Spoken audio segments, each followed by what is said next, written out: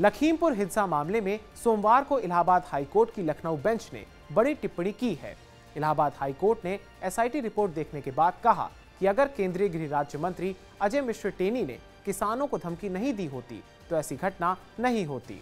High court ने आगे कहा कि बड़े पद पर बैठे हुए राजनीतिक लोगों को जनता के बीच अपनी मर्यादा में रहना चाहिए और सोच समझकर बयान देने चाहिए।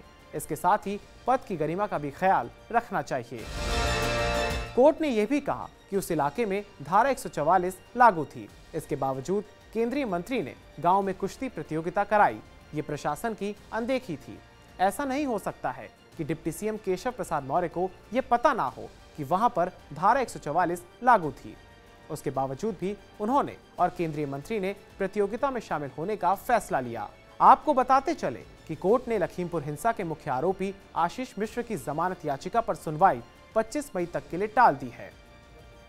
इससे पहले सुप्रीम कोर्ट ने आशीष की जमानत को खारिज कर दिया था और केस वापस हाईकोर्ट को दोबारा सुनवाई के लिए भेज दिया था। हाईकोर्ट के जस्टिस डीके सिंह ने हिंसा मामले के 4 आरोपियों लवकुश, अंकित दास, सुमित जायसवाल और शिशुपाल की जमानत याचिका खारिज कर दी थी। वहीं जस्टिस दिनेश कुमार सिंह ने कहा कि सभी अभियुक्त मुख्य आरोपी आशीष के साथ सक्रिय रूप से थे। योजना बनाने और इसी के साथ साथ इस जघन्य घटना को अंजाम देने में भी ये लोग शामिल थे। सभी आरोपी राजनीतिक रूप से भी बेहद प्रभावशाली हैं। जमानत पर छूटने के बाद इस बात से भी इनकार नहीं किया जा सकता है कि वो सबूतों से छेड़छाड़ और गवाहों को प्रभावित नहीं करेंगे। हाईकोर्ट की लखनऊ बेंच के जस्टिस कृष्ण पहल ने किसान पक्ष के अधिवक्ता की मांग पर काउंटर एफिडेविट दाखिल करने का दिन 25 मई निर्धारित किया है।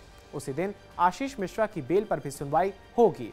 इस मामले पर किसान पक्ष 25 मई को अपना जवाब दाखिल करेगा। आपको बता दें कि 3 अक्टूबर 2021 को यूपी के उप मुख्यमंत्री केशव प्रसाद मौर्य को बनवीरपुर में एक दंगल कार्यक्रम में हिस्सा लेना था।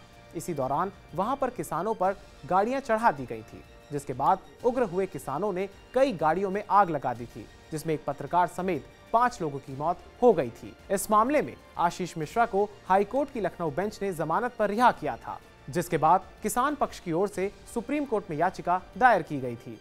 सुप्रीम कोर्ट ने जमानत खारिज करते हुए गृह राज्य मंत्री के बेटे को जिला न्यायाधीश के यहां समर्पण करने के लिए कहा था, जिसके बाद आशीष ने सरेंडर कर दिया था।